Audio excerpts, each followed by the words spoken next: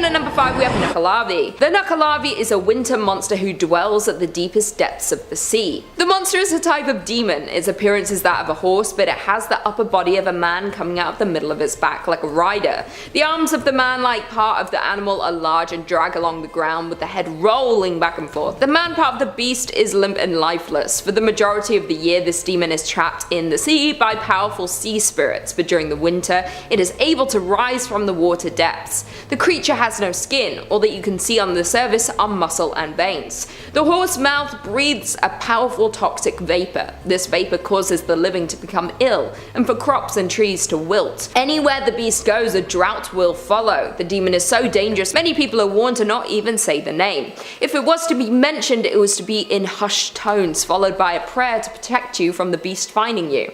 Well, I wish I knew that before I was saying its name at the beginning of this number. Some say the creature is responsible for all the great plagues and when people are having trouble with their livestock or harvest. If you were to see the creature, it would begin to pursue you. Once you have looked at it, there is no escape. It will be relentless in its pursuit of you. It does, however, have one weakness. As a creature of the sea and of sickness, it is unable to stand on or cross fresh water. The only escape is to find and immerse yourself in fresh water, so it has no way to reach you. Once you have done this, it should give up its pursuit. Coming in at number 4 we have Yuki-onna. Yuki-onna is a Japanese spirit. She is a deadly monster, also referred to as Snow Woman. It is believed that she was once a beautiful young woman who was traveling in winter. She was hit by a heavy snowstorm and perished. It is said she now brings storms and freezing temperatures with her. There have been many different stories of people having interactions with her spirit. Some say she appears to travelers to lead them astray. She offers to guide them through the storm to safety, but then leads them deeper into the storm so they pass away due to the extreme exposure to the cold. Others have seen her with a child in her arms known as Yukinko. The child wears a straw snow cloak that is traditional in Japan. Yuki-onna will freeze anyone who attempts to take the child from her. Sometimes she even goes into people's homes. She will burst open the doors and open the windows. She'll bring the storm into their home to freeze them in their sleep. The reasons for her attacks are unknown. Some say there is no reason, that her actions are random. Others think she is not aware of her actions. She was simply cursed by the storm that took her life. There is currently no way to escape from the Snow Woman. There are stories of her showing mercy and sparing people, but why she does this we don't know. The best way to stay safe from her is to avoid any extreme weather conditions during winter, or you might just get to meet her yourself. Coming in at number 3 we have Chenoo. Chenoo bears some similarities to the Wendigo. It comes from the Wabanti tribes of the northeast of the US. The thing that many people find terrifying about the Chenoo is that it was once human. A Chenoo is created when a human being commits cannibalism or if they refuse to help feed someone who is starving. This then causes the human heart to freeze and turn to pure ice. Once this happens, they begin to change into the Chenoo. Chenoos are giant compared to their original form. Once transformed, they look like a wolf-like man with chunk of flesh missing from their body where they have eaten parts of their own flesh. It will often camouflage itself to blend in with its environment in the forest. It will stick fallen branches and leaves to its flesh. Their home is in the mountains of the far icy north. They will only venture down to the forest when hungry. They'll often come across unsuspecting campers or lost hikers. They take many lives during the winter due to tourists visiting for the ski season. Once someone has been turned into the Chenoo, there is still hope for them. There is a special medicine known only to the local tribes. If they drink it, they will vomit up the heart of the ice, and of anyone they may have consumed, and they will turn back into a man. The only other way to stop a Chenoo is to trap them. Often it's impossible to save the person they once were, as they rescue to drink the medicine once transformed. They are powerful and angry creatures. They can be almost unstoppable if you had to face them in combat. Once being human means they have the same intelligence as we do and cannot be tricked like you might be able to other beasts. The tribes often told the story of the Chenoo during winter when food was hard to find and they would often not have enough to go around. It was to deter them from turning to cannibalism to survive. Fair enough, just don't eat people. Coming in at number 2 we have Ijark. The Ijark is a powerful spirit. The story goes that they were created when they wandered too far north. They went to the coldest northern point they could reach. They say that they ended up getting caught between life and death. While they were trapped within this void, they became a shapeshifter. Having crossed the veil of the living, they were able to bend it to their will. The only thing that the shapeshifter cannot change is their blood red eyes. This is the only indicator that the person is an imposter who has changed into their current form. It's true form looks like any usual person until you see its face. Its eyes and mouth are sideways. It's said that if you were to look at it directly it will disappear, but people have seen it from the corner of their eyes and have been able to create a description from this. It is said that they target unsuspecting travelers. They will disorient them so that even if their destination was in sight, they would become lost and led far away from the path they were on. It is said they would often create and live in colonies together and will confuse those who track them down to stop anyone from entering their territory. Sometimes, however, when they choose, the living does enter their realm. They will drag the living to the realm of the undead. Many people will have had an experience with these beings and never knew it. They leave you stranded with memory loss. You will suddenly feel lost, unable to remember where you were heading in the first place. Do you think you have met one before? I probably have. I've been around. And finally, in at number 1 we have Yeti. The Yeti, or abominable snowman, is probably the first thing that you will think of when it comes to frozen creatures. Mentioned a lot in popular culture, the Yeti had quite a name for itself. Although many say that it doesn't exist, there have been many times when it's caught on camera. The creature is tall, is an ape-like being. It comes from the Himalayas in Nepal. It's covered in soft white hair like fresh snow as to blend in with its environment. It is known to attack if humans come across its habitat or even wanders to local towns.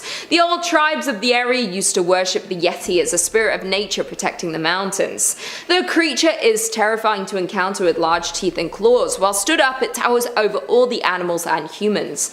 In the 20th century, there were many reported sightings of the creature. People were increasingly making attempts to scale the mountains to catch a sight of the Yeti. People found strange tracks or saw the creature from afar. One team even brought back hairs they claimed belonged to the animal that they had found on their investigation of the mountain. In the 1950s, the United States thought that finding the Yeti was so likely that they created a permit that you could obtain if you followed the rules it had in place. The first was that you were not allowed to look for the Yeti unless you had a permit, and the government knew when your expedition would take place. The second rule was that you were not allowed to harm the creature unless in self-defense. The third was that the Nepalese government had to approve any news reporting on the animal's discovery. Many people today still go looking for the creature, since hundreds of people go missing in the mountains each year. It's not something I would recommend any of you do. I mean, they could just be going missing because it's cold, you know? Bit of a chill. Coming in at number 5 we have Mahaha. Mahaha is an ice demon. Some have commented on how its name sounds like an evil laugh, but the pain this creature can bring to people is no joke. This creature looks like a humanoid. It is thin with an icy blue color to its skin. They are cold to the touch with hair that is long but frozen to ice. They are shirtless and barefoot, wearing only some ripped pants. It's not bothered by the cold and always seems to have an unnerving smile on its face. It's believed that they sometimes lure in their victims by pretending to be caught out in the cold, underdressed, turning blue from exposure. Once an unlucky victim rushes to help them, they will attack. The monster uses its long, sharp fingernails to freeze its victims. The monster is nicknamed in the sound of a laugh, as every victim is found with a twisted smile on their face. Luckily for us, it is not the smartest creature that stalks the night. Many people have been able to escape its grasp. It is said that the Mahaha has a weakness. The weakness is water. Apparently, much like how water melts ice quickly, it renders the monster unable to move. If you do encounter it, you should run to your closest river or lake. People have said you can easily trick the demon to stepping too close to the water's edge, where you can then push them down to the water depths, where they can be washed away. The water will carry them far away so you can escape and hopefully never encounter them again. When someone is frozen alive, it is said it is always because of Mahaha. They will always have a smile on their face. Coming in at number 4 we have Keelut.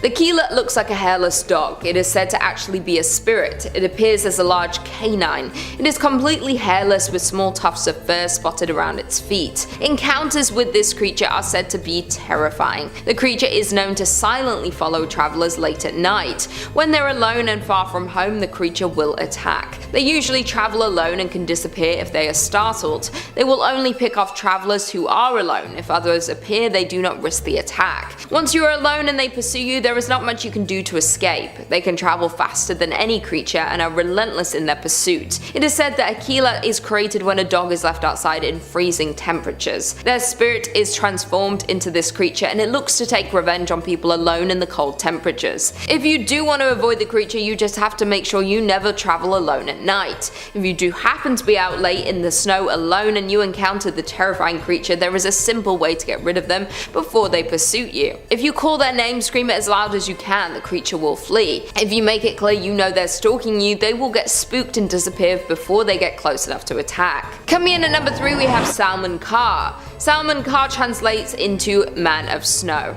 Although they look like a type of yeti, they have many different characteristics. In appearance, the creature looks like a giant. They have some human features including their hands and feet, but they are much larger than any human.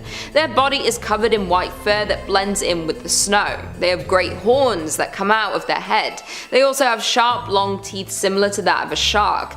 It is hard to explain just how terrifying this creature looks. It would tower over any human and destroy everything in its path with ease. The monster is said to roam the frozen wasteland surrounding the North Pole. The settlements of the area respect the creature as a wise but terrifying neighbor to them who seems to attack any outsiders to the area. Some of these monsters have also been known to take an interest in human life, observing from afar. Some believe they are fearful of us and warn their kind about keeping far away from the humans. Although they don't speak our language, they do communicate with their tribe. They usually travel in family units. They are very powerful creatures with the strength to tear other animals in two with ease when in combat. They actually choose to not hunt humans. Most of their diet is fish. It's believed that the reason more is not known about the creatures is they are able to use telepathy. If they are seen on an expedition, they are able to make travelers believe they witnessed a goat or other creatures. They can change the memories and thoughts so they will never speak or see the Salmon Car. Coming in at number 2 we have the Wendigo. The Wendigo is an evil spirit which lingers in frozen mountains. As it is harmed by fire, it chooses to only inhabit colder regions. The malevolent spirit of the Wendigo takes over human vessels. The Wendigo can only take over a human if they resort to cannibalism. Once they have eaten another, they welcome the spirit to take over their soul. They start to change into a humanoid creature. Their arms and legs grow longer, their skin becomes tougher, their nails will turn black and fall off while all of their hair falls out. By the end of the transformation, they no longer resemble their human self, they look all the same. There may be a few indicators of the person they once were, for example any tattoos would remain or any other body alteration. Once fully transformed, they will hunt humans since they were once one. They are skilled and intelligent on the hunt. They can imitate our habits, they can even use voices of those they have taken their lives off to trick others into trusting them, luring them into a trap. When the Wendigo is approaching, you feel a sudden chill take over you. They have to maintain a freezing temperature while they are out on the hunt. It is said once you become a Wendigo, your insides freeze. Unlike the Chenu, there is no way to save you from the transformation. Luckily for us, they are unable to come out during the day and they are fearful of fire. If you wanted to protect yourself from them, you need to stay inside at night if staying in the mountains. Many people go missing during holidays to the mountains and they are never found. Locals believe these lost souls may have become Wendigos or have been attacked by one. And finally, in at number 1 we have Jack Frost. Jack Frost is one of the most legendary figures of all time, up there with Sandman and St. Nicholas. Jack Frost is a sprite-like creature responsible for the changing of the seasons. He brings the ice, snow, and freezing cold temperatures. Jack Frost was not always an ice creature though. He started out as a human like you or me. It is believed he lived as a human near the beginning of the 1400s. It was due to tragic circumstances that he was given his power and the ability to control the frost. It is not known exactly what happened to him as a boy, but he fell under a sheet of ice. Unable to find his way out while he was under there and close to passing away, he was found by a demon and given these powers. He becomes immortal with the capability to manipulate ice and snow. It's not known if he is evil, neutral, or sometimes maybe good, but he has been known to do some cruel things with his abilities. As we all know, ice can be very dangerous, and it's said that if you slip on black ice or are nearly impaled by a falling icicle, he is to blame. He plays with the elements for his own amusement, even causing people to perish due to this, just as he did as a mortal. Some believe he does this due to his loneliness. Being immortal is often seen more of a curse than a blessing. He is bitter that he has long lost anyone he knew in his mortal life. He does sometimes have fun and try to play having snowball fights, but between his fun he performs some dark and evil acts that cause suffering for everyone around the world. Number 5. Yuki Onna. Coming in first on our list is Yuki Onna, a deadly monster. Her name translates to Snow Woman, which is pretty fitting for a list about ice creatures. She goes by a few names, however, depending on who's telling the story. Sometimes it's swapped out for Yuki Onba, translating to Snow Grandma, or Yukinba, Snow Hag, depending on how nice you're feeling about her. She's a beautiful alabaster woman with pale, pale skin, and is the restless spirit of a woman who perished tragically in the snow and is unable to find any peace, and wanders the wilds, luring men away to their doom, ice-skating, freezing, or going around causing blizzards and snowstorms to trap clueless travelers. Now there are several local variants on the story of Yuki Onna all across Japan, as it's an ancient myth dating all the way back to the 14th century. Most variants contain pretty similar elements. She's a tall, slender, gorgeous woman who's also completely ruthless. Some variations of her legend depict her as a wandering mother, carrying a child in her arms, and anyone who tries to endanger her child or take her child from her face her wrath. Most of these stories depict her as being cold in every sense of the word, feeling no remorse for her victims. Her reasons for hunting vary. Sometimes she does it to lure men away and seduces them with freezing kisses. Some say she does it just because. But you know what? I think I could fix her. She's known to spare people on occasion, so she's got some heart beating inside that cold exterior. I'm sure if we got to know each other, I could melt her heart just a little bit. Hey, like the scares? Want to hear more about more monsters every day? Well, then you're at the right place. Just subscribe to Top 5 Scary and we'll keep it up for you. Number 4, Barbagazi. I'm including these guys because while researching for this video, I found out about them for the first time and immediately became obsessed with these little goofs. They're not super scary, but this is the kind of thing that I think the world will be a lot better for if we all know about. The Barbagazi is a French variant of a gnome, a squat little humanoid with giant feet, covered in white hair and long pointed ears, and an even longer white beard frozen with clumps of ice and icicles, explaining their name. Barbagazi is a broken telephone translation of the French words barbe and glacé, translating to frozen beards. So they're frosty little gnomes, they're like little elves. They don't make any toys, but they do like to play, and they use their gigantic hobbit-like feet to ski down mountains. They surf avalanches. These guys rule. These guys are just adorable little adrenaline-chasing snow gnomes.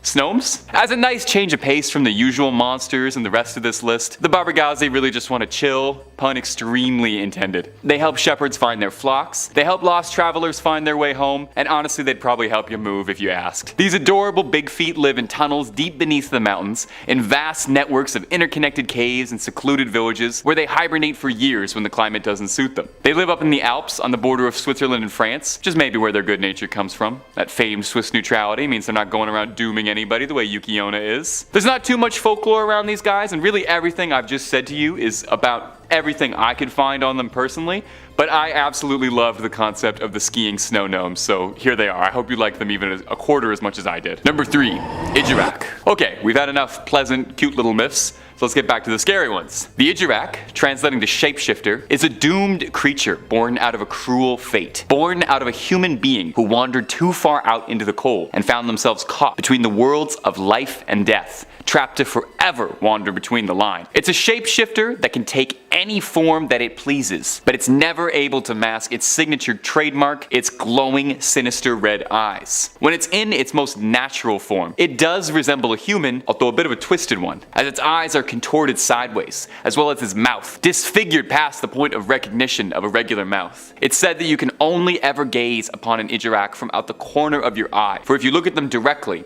it'll disappear from your vision, as if it was never really there. It's said that they target out travelers specifically, luring lost, wayward souls to try to convert the living into joining them in their land of the undead. And as well, they prey on lost children secluded from their families to drag them away and steal them. It's best to steer completely clear out of any territory Ijirak are said to inhabit, as no matter how well versed you are with your environments and your tracking ability, once you've made yourself exposed to the presence of an Ijirak, you're bound to become ensnared in its trap eventually and lose your way. That's why they build the Nookshuks to help the children find their way back home if they're able to convince an Ijirak to let them go. Now it's said if you do encounter one, and if you survive, you will barely be able to remember what happened, with all of it seeming like a fleeting, distant dream. Number 2, Yeti. Now you had to guess that if we were going to do a list of icy creatures, that the abominable snowman would be making a snow-stopping appearance. Snow-stopping? Like show-stopping?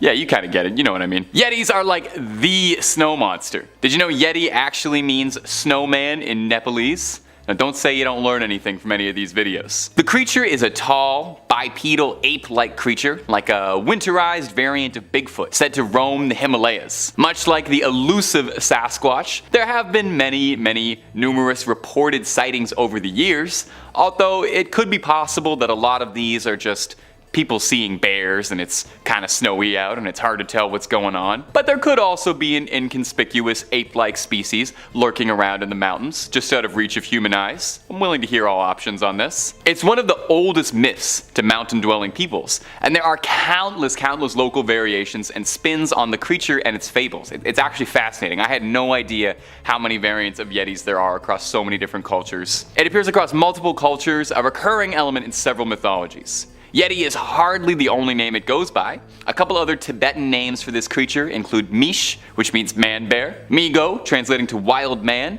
and Bunmanshi, which is Nepali for jungle man. It goes without saying that abominable snowman is not the indigenous name for it, but rather a name dubbed to it by British officers in the 1920s who were fascinated by stories of the creature. It's a bit of a misnomer because most cultures actually view the Yeti as a bit more of a benevolent being than any of those names might suggest, with some cultures viewing them as descendants of gods or divine beings, or see them as an intelligent species that just wants to be left alone and respected, driven to near extinction from hunters. And I can respect that. Let these beautiful creatures just vibe out there. And finally, at our number one spot is my personal favorite northern winter cryptid, sometimes called the Wetigo, but most commonly known as the Wendigo. The Wendigo is a vengeful, malevolent spirit, originating from plains, Great Lakes, and First Nations people based around the east coast of Canada. Is that why I included the Wendigo up at number one?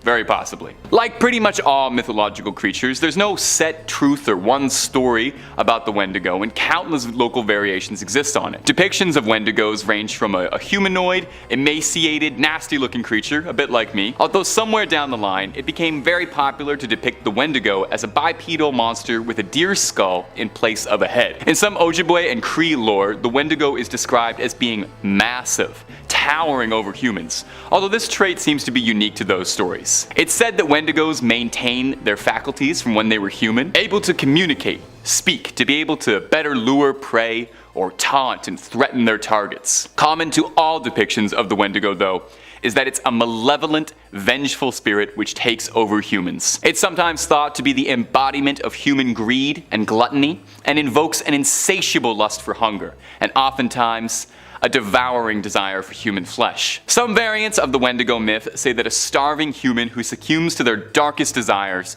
and consumes human flesh will find themselves transforming into a Wendigo. Other times, it's said merely being around the presence of one will slowly cause you to turn. It's thought that Wendigo myths originate as a means to encourage cooperation among people. For if you're overcome by your own greed, or foolishly venture off by yourself, you'll descend and turn into one of these vicious creatures and only end up serving damage to your community. Now, for whatever reason, we are fascinated as a culture by Wendigos. We just love these guys. They pop up all the time. There's a Marvel character named Wendigo based off the myth who I'm sure is getting a 10-episode Disney Plus series as I speak. Wendigos appear as the central antagonist of the video game Until Dawn, appearing as pale, emaciated creatures born out of flesh consumption and living in the mountains. And recently, the 2021 horror film Antler centered around a Wendigo as its main antagonist. We seem to always be hungry for more Wendigo content. Nothing ironic about that.